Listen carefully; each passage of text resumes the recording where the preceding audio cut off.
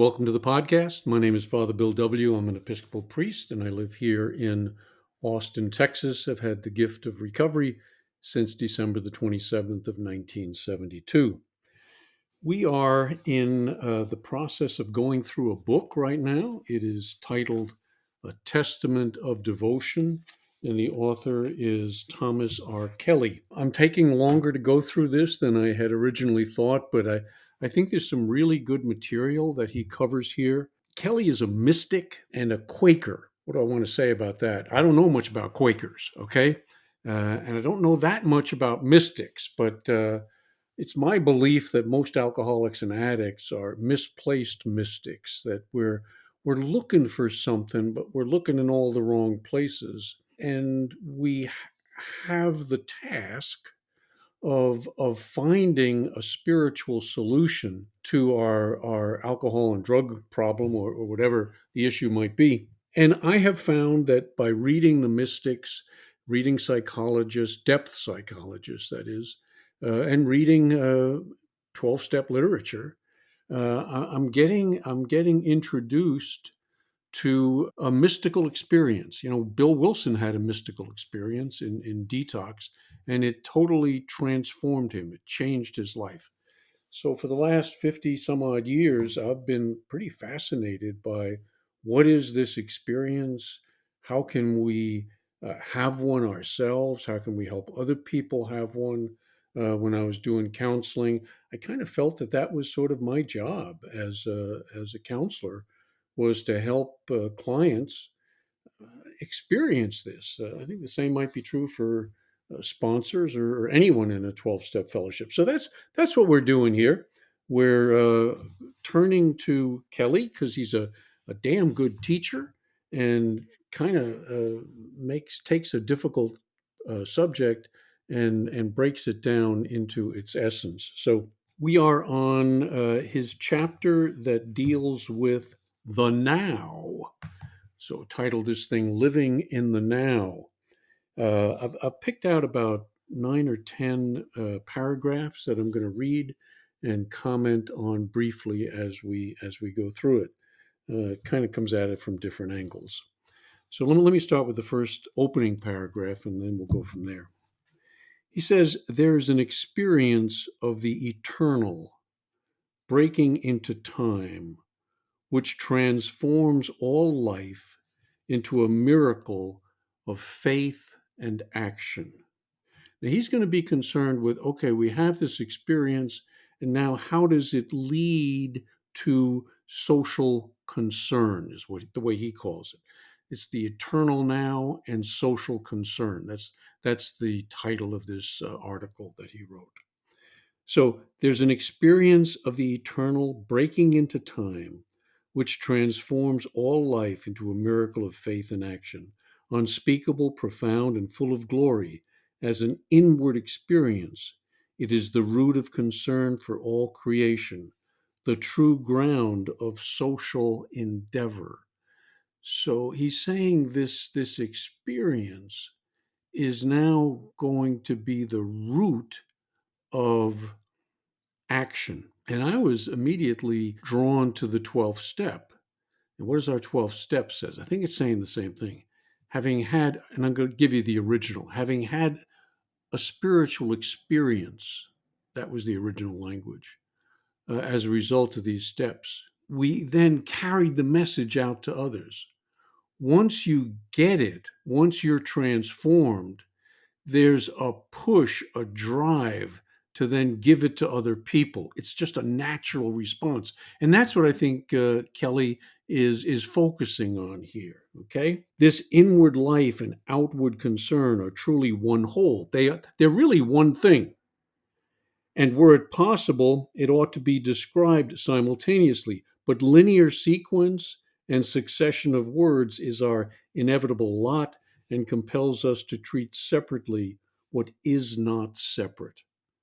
First, the eternal now and the temporal now, and second, the nature and ground of social concern. What is this external and internal linkage with the divine? How does that happen? And more importantly, in this article, what is the result of that? Okay, what is the fruit of that? How do you know it's happened? And what do you draw from it in terms of how you then act in the world? That's the thing that he's getting at. And he's saying that it exists in the now, always capitalized. You think of Eckhart Tolle, the power of now. We did a series of podcasts on that subject because Tolle has really gone into it in some depth. He comes at it psychologically and spiritually, and Kelly comes at it primarily from a spiritual angle. So don't let the Quaker thing throw you. I think what he's saying here applies absolutely perfectly well to the 12-step process. So let's dive in a little further. Quote 2: the possibility of this experience of divine presence as a repeatedly realized and present fact, and its transforming and transfiguring effect upon all life. This is the central message of the Society of Friends. So he's saying in the Quaker denomination, this experience of God and then carrying that experience out into the world is the basic fact of it. And I would make the argument that that's exactly the same for 12-step recovery. The purpose of the steps is to get us to an experience. And then, having had that experience, the consequence of that experience is to carry the message. Okay. Sometimes when people talk about the 12 step, they jump right into, well, I'm doing 12-step work. It comes in two parts, guys. You have the experience and you do the work. Now, can you do the work and does that help with the experience? Sometimes. It's exactly what he's saying here. The two are really indispensable. They go hand in hand. Once discover this glorious secret, this new dimension of life, and we no longer live merely in time, but we live also in the eternal. We transcend time, we transcend ourselves. That's the experience we're looking to have. The world of time is no longer the sole reality of which we are aware. A second reality, capital R, he has it here. And what does the big book say? The great reality hovers, quickens, quivers, stirs, energizes us, breaks in upon us, and in love embraces us, together with all things within himself. We live our lives at two levels simultaneously: the level of time and the level of the timeless. They form one sequence with a fluctuating border between them. This is the veil. The now is very hard to grasp conceptually. We live in the future and we live in the past. Watch your mind. Watch your mind. When it goes into the future, what am I going to feel? Fear. When it goes into the past, what am I going to feel? Guilt, shame. Watch your mind. There is a place of peace, of serenity. And where is it? It is in a slippery little thing that we call the now, that we pay no attention to. And yet what Kelly is saying is this is where God is found. Not in the future, not in the past, but resides only in the now. Sometimes the glorious eternal is in the ascendancy, but still we are aware of our daily temporal routine. Sometimes the clouds settle low, and we are chiefly in the world of time. Yet we are haunted by a smaller sense of presence in the margin of consciousness. Watch yourself. do my thoughts drift into the future? Or am I replaying something on the tape recorder in my mind? Watch yourself. It's quite amazing. I was introduced to this in early recovery. Fear was huge with me. What is I think it's the 12 and 12 says we have fear that we're either going to lose what we have or we're not going to get what we need. I think that's a pretty fair assessment of it. But someone asked me, Bill, right now, capital N, do you have everything you need? And when I could reflect on that, my answer had to be, well, yes, right now. Got enough food, got a roof over my head, I'm not drinking. All right. I got everything that I need right now. But what about tomorrow? And what about all the stuff I've lost? See, watch where your mind goes. That's what Kelly is saying. That if we can focus and learn to live in the now, we're going to experience God and we're going to experience tremendous freedom. He says, time spreads itself out like a ribbon, stretching away from the now into the past and forward from the now into the future. And that's what I just described. You watch yourself and you see, am I living in the now, or has fear taken over because I'm looking ahead, having imaginary conversations with people? What's the outcome of this thing going to be? Or am I ruminating, going back to a conversation that happened yesterday, a slight that I felt, an injury that I caused? Am I living in one of those two places? Call yourself back to the now. This takes practice, and it takes catching yourself going to one of those two unreal places. Fourth quote: there come times when the presence, capital P, when the presence steals upon us, all unexpected, not the product of agonized effort, and we live in a new dimension of life. We've been catapulted into a fourth dimension of existence. You who have experienced such plateaus of glory know what I mean. And I'm sure a lot of you out there do, that there comes times, and it comes upon us. It's not that I work really, really hard to get there, it's that at the strangest moments, uh, a peace steals over me, a presence, right? And I've learned to put that presence with a capital P because it's an experience of the divine that breaks in onto my consciousness.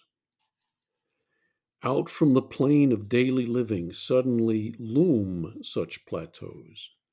Before we know it, we are walking upon their heights, and all the old familiar landscape becomes new. The experience of Paul is very true. The former things are passed away. Behold, they are become new. This fourth dimension of existence, it's what we're looking for. But we look for it in drugs, and we look for it in alcohol, and we look for it in sex.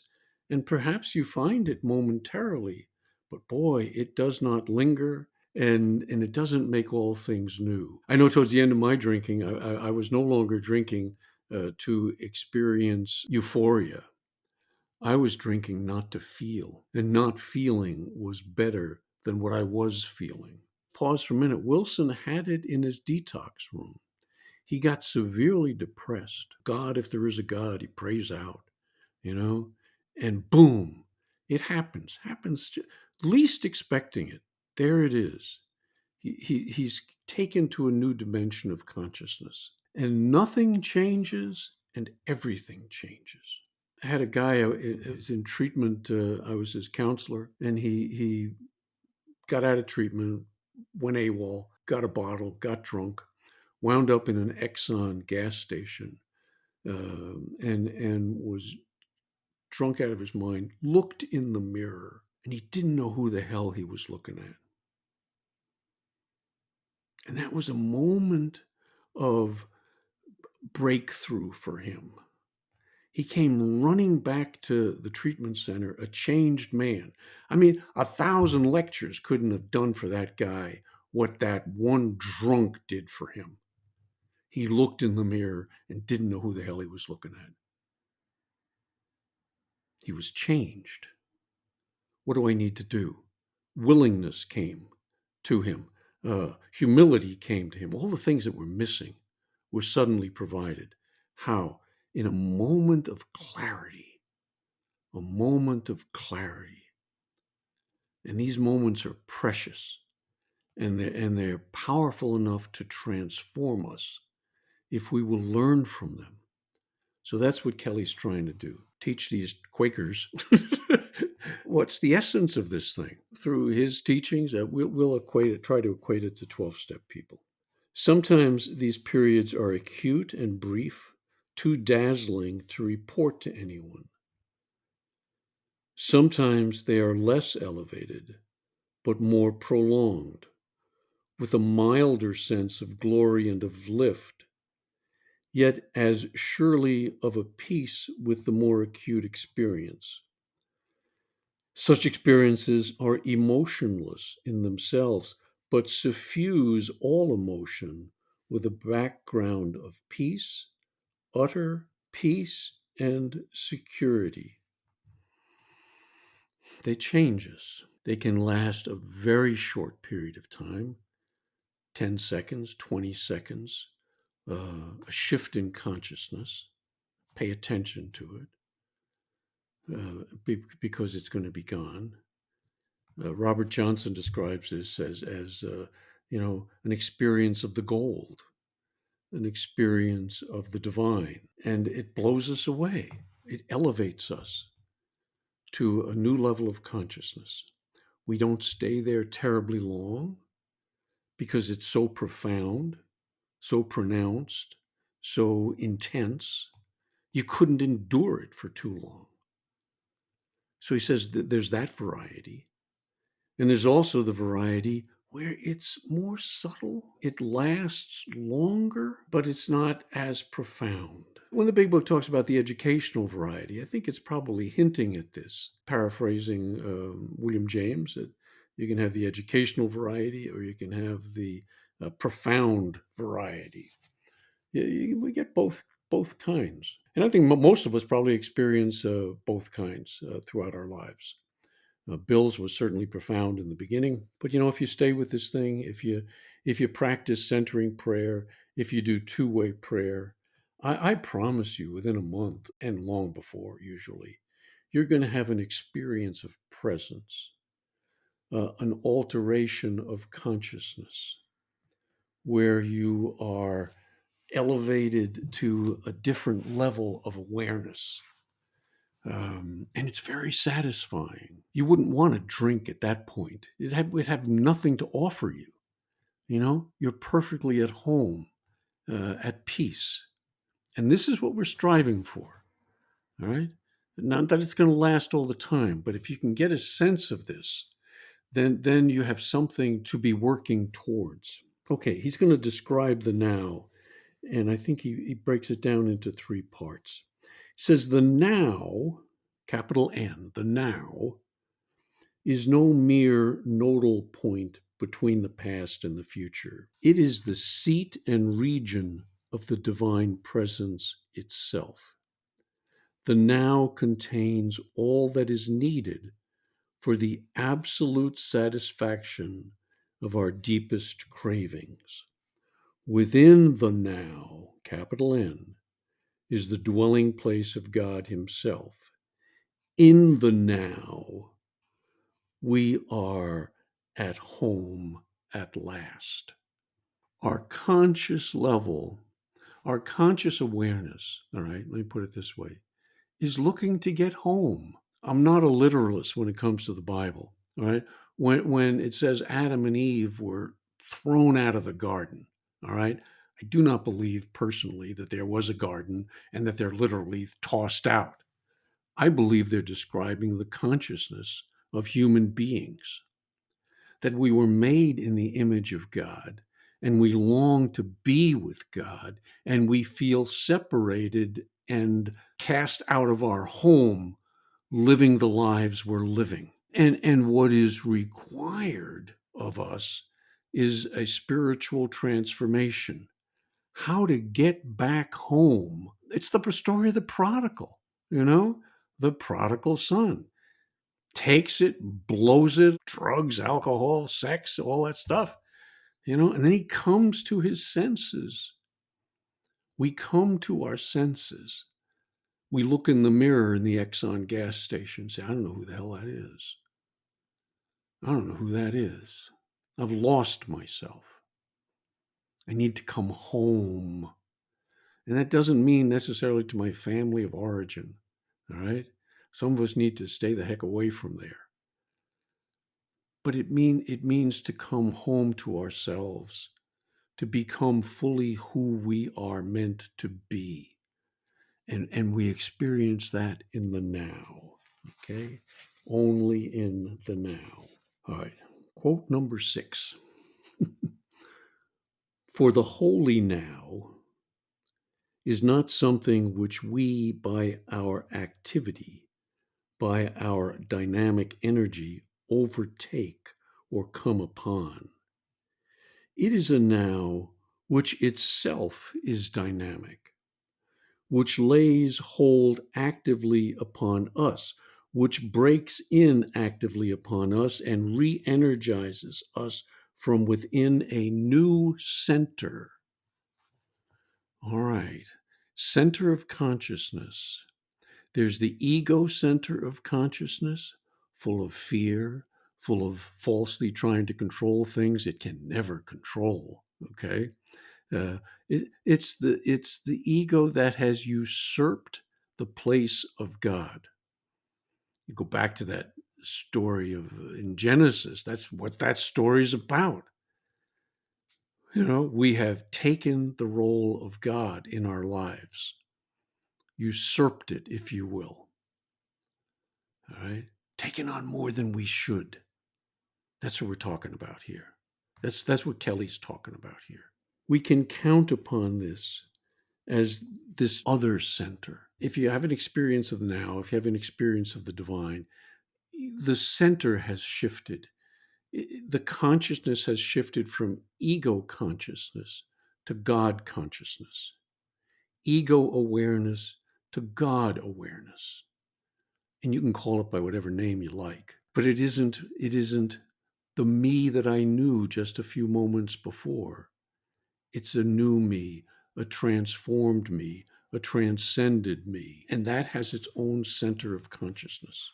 Got to get into this in some of the Jungian stuff, because Jung is the only psychologist who really promotes this concept of two centers, and it's critical, I think, to alcoholics and addicts, that God can do for us what we can't do for ourselves. Because if I'm trying to do it from my own consciousness, my consciousness is not able to get me there. But if I can connect with a new consciousness, become a new self, things are different. It's possible then. Hope for the hopeless. For the eternal is urgently, actively breaking into time, working through those who are willing to be laid hold upon, to surrender self-confidence and self-centered effort, that is, self-originated effort, and let the eternal be the dynamic guide in recreating through us our time world. This is the first fruit of the Spirit, a joy unspeakable and full of glory. What a relief! What a relief to let go and let God, to shift from this consciousness that is reaching, grasping, trying to hold on. to letting go, absolutely. And making the leap of faith to what? Whatever. Just put a capital W on the whatever, and you're there. And you can relax. You can rest. Finally. So the first is joy. The first fruit of this new consciousness is joy. The second is love. In the eternal now, all men and women become seen in a new way, even by ourselves. We look with compassion now, even on ourselves. Probably the toughest one to forgive. But if you've made that shift, then even you are worthy of forgiveness. His quote goes on, as I look at people, the people around me, they aren't just masses of struggling beings, furthering or thwarting our ambitions, or in far larger numbers, utterly alien to and insulated from us. We become identified with them and suffer when they suffer and rejoice when they rejoice. Someone told me early in recovery, the most important word in the 12 steps is what? We. The first word. We. I move from out from isolation into an experience of we-ness. I become a part of instead of apart from. I hope you've had that experience. We get it when we go to a meeting and sit as one of. This person shares their part, the next person shares their part, and we share in their parts. We root for them because we are them. See, that's the transcendence that comes from living in the now, living in the divine presence. It overcomes separations, and this world is filled with separations. Internal separations, external separations. In a joined experience of the divine, those separations break down. He says, the invading love of the eternal now must break in through us into this, italics, time now, into this time now. Every moment of the day, and certainly in the morning moments particularly, I have an opportunity to connect. And that's why every mystic and spiritual person recommends a morning quiet time, a time to join with, a time to orient oneself to the world, not my world, but our world. And what is it that God is asking of me this day in my life? That's what he's trying to get to here. It must break in through us into this time now. Sometimes people write me and say, I have nothing to ask for in my morning quiet time. I have no question. Well, your question is, what's your will for me today? You always have that question. All right? You always have that. And I always make that a part of my morning quiet time. What is your will for me today? What are you asking of me today? How does this concept of the eternal, the divine, the presence break through into my life this day? That's the question. What are you asking of me?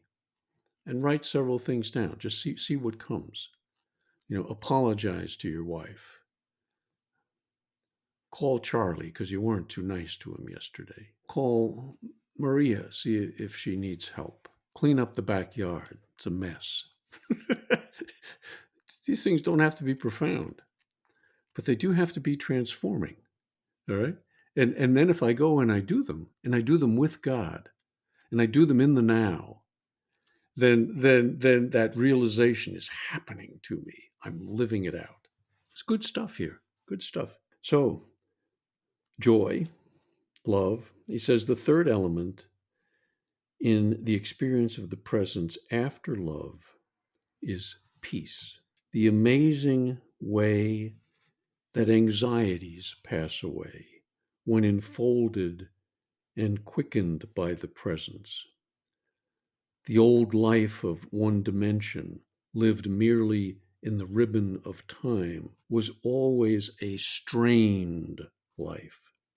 Had we calculated the past correctly, what unforeseen happenings in the future can arise and overthrow all our efforts? Strain, strain, strain, he says.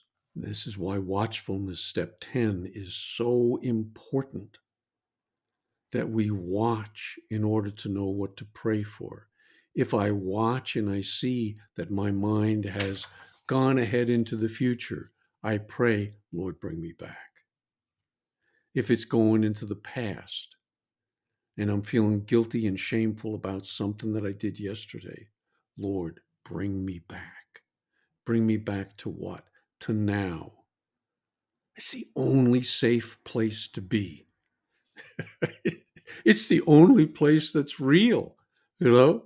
It's the only place that's real. The others are imagined. They're just imagined. And they have a hold on us. We're making progress here. We're up to 8. I wish I might emphasize how a life becomes simplified when dominated by faithfulness to a few concerns. This is key. A few concerns. Too many of us have too many irons in the fire. We get distracted by the intellectual claim to our interest in 1,001 good things. And before we know it, we are pulled and hauled breathlessly along by an overburdened program of good committees and good undertakings. I am persuaded that this fevered life of church workers is not wholesome. All right. You could say the same thing about your 12-step stuff. I know people who are on this committee and that committee, and they're working like crazy. All right. But they're not doing meditation. They're not doing real prayer. They're just working their tails off. All right. And it's not going to get them there. I mean, there's a lot to do, but where am I coming from in the doing of it? That's his question. Because just doing more of it ain't going to get me there. It's doing it differently. It's doing it with God. It's doing it contemplatively, meditatively, connectedly. That's different. That's different. I'm coming from a different place. Acceptance of service on a weighty committee should really depend upon an answering imperative within us, not merely upon a rational calculation of the factors involved. The concern-oriented life is ordered and organized from within, and we learn to say no as well as yes by attending to the guidance of inner responsibility. I don't know that there's a better recommendation for two-way prayer than that. How do I know what to do? How do I know when to say yes, when to say no? Take it to prayer. A lot of us have a hard time saying no. This guy asked for something, that woman asked for something. I have to be there. I've got to put my Superman cape on and answer all of their needs. No, I don't.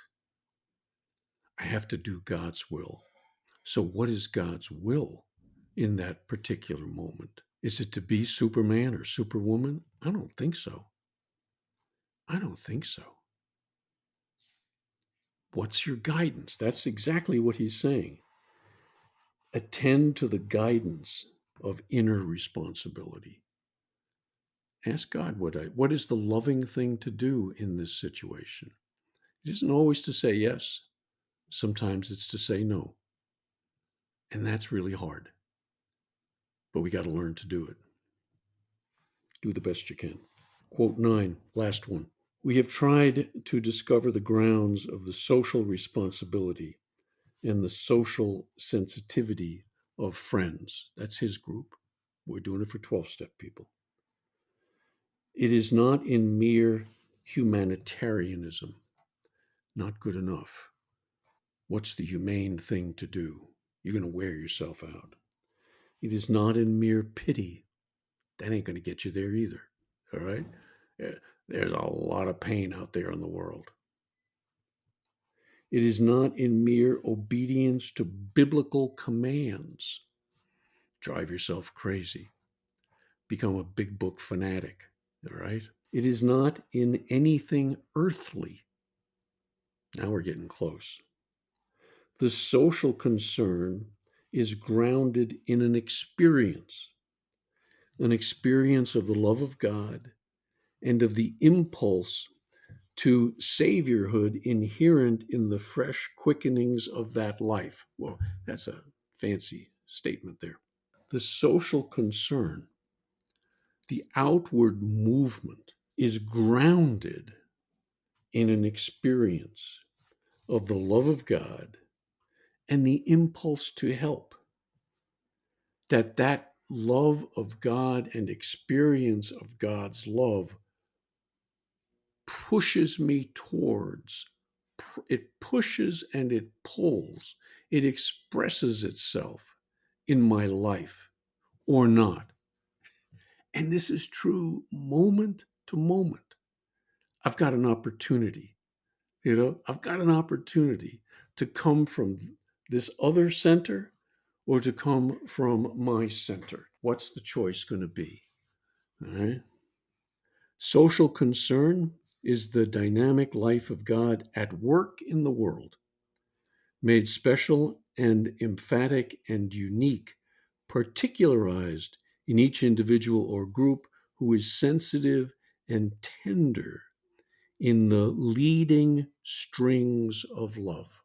If I'm turning my life and my will over to the care of love, what is love guiding me to do in this moment, right?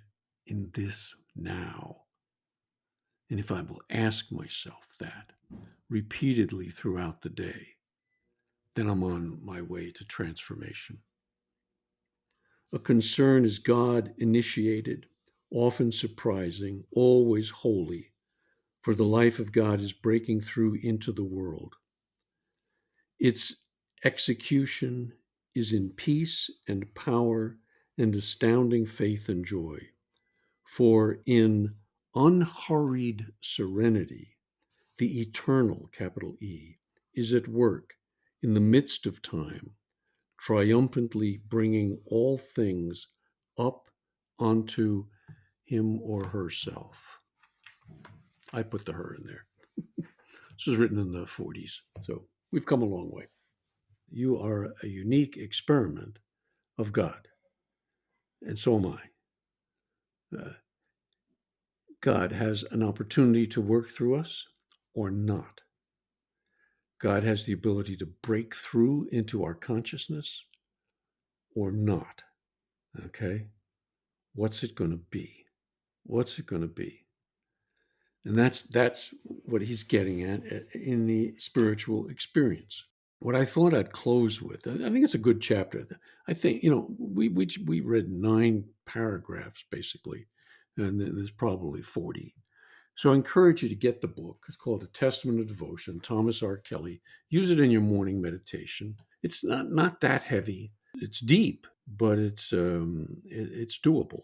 I had a number of calls from people, emails rather, saying that they've gotten the book and they're really getting a lot out of it. Some of these mystics are like 14th century, 15th century, 16th century people, and I have a hard time with that. The more modern mystics, and I think what they do is a lot of them are coming at the unconscious mind, much in the way that Jung came at it. So I'm convinced that the modern mystic and depth psychology are kind of working on the same terrain. I thought I'd close with the Serenity Prayer, but not the one we usually do at meetings. The second half of that prayer that always gets left out, but it's got a hell of a message.